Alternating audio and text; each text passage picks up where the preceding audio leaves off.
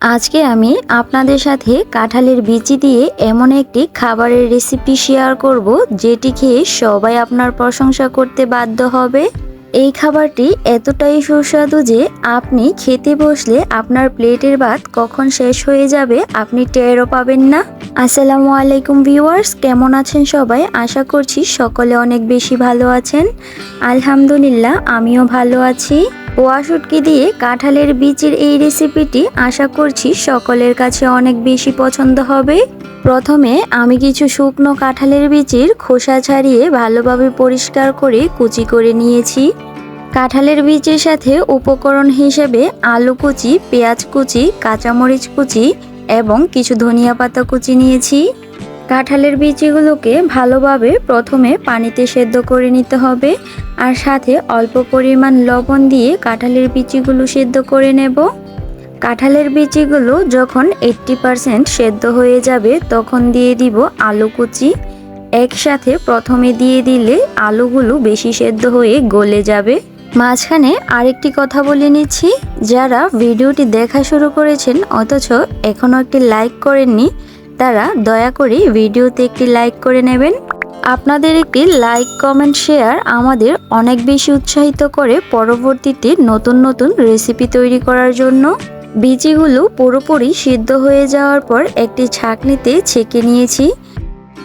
ছেঁকে নেওয়ার পর ঠান্ডা পানিতে আর ধুয়ে নেওয়ার প্রয়োজন নেই। একটি কড়াইতে পরিমাণ মতো তেল দিয়ে দিচ্ছি পেঁয়াজ কুচি। পেঁয়াজগুলোকে একটু ব্রাউন কালার করে ভেজে নিতে হবে। সাথে দিচ্ছি ফালি করা কাঁচামরিচ। আজকে কাঁচামরিচ দিয়ে শুটকি তরকারিটা রান্না করা হবে। এখানে ফাঁকি মরিচ কম ব্যবহার করা হবে। আর যে কোনো শুটকি তরকারি কাঁচামরিচ দিয়ে রান্না করলে এর টেস্ট ভালো আসে। আপনাদের কাছে একটি অনুরোধ রইল, সম্পূর্ণ ভিডিওটি দেখে নেওয়ার পর আপনারা কে কে এই কাঁঠালের বিচিগুলো এইভাবে শুটকি দিয়ে রান্না করে খান এবং এই রান্নাটি কোন কোন জেলায় বেশি রান্না করা হয় অবশ্যই কমেন্ট বক্সে লিখে যাবেন। পেঁয়াজ আর মরিচগুলো একটু ভাজা হয়ে গেলে দিয়ে দিচ্ছি হলুদের গুঁড়ো, অল্প পরিমাণ মরিচের গুঁড়ো এবং ধনিয়া গুঁড়ো আর পরিমাণ মতো লবণ।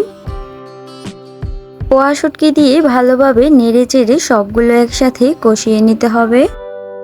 কাঁঠালের সিজনে কাঁঠালের বিচি দিয়ে এই রান্নাগুলো অনেকেই করে থাকেন। সবগুলো ভালোভাবে কষানো হয়ে গেলে দিয়ে দিচ্ছি কাঁঠালের বিচিগুলো।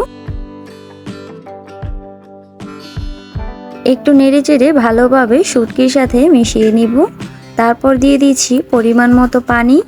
এইখানে পানির পরিমাণটা একটু আন্দাজ করে দেবেন, কারণ পরবর্তীতে এই সবটুকু পানি শুকিয়ে নেওয়া হবে।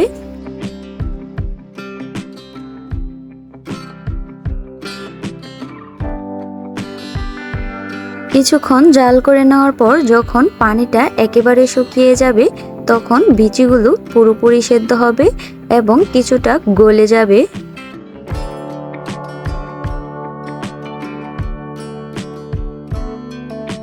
আমি একেবারে পানিটা শুকিয়ে নিয়েছি এবং বিচিগুলো সম্পূর্ণ সেদ্ধ হয়ে গেছে এবং কিছুটা গলে গেছে।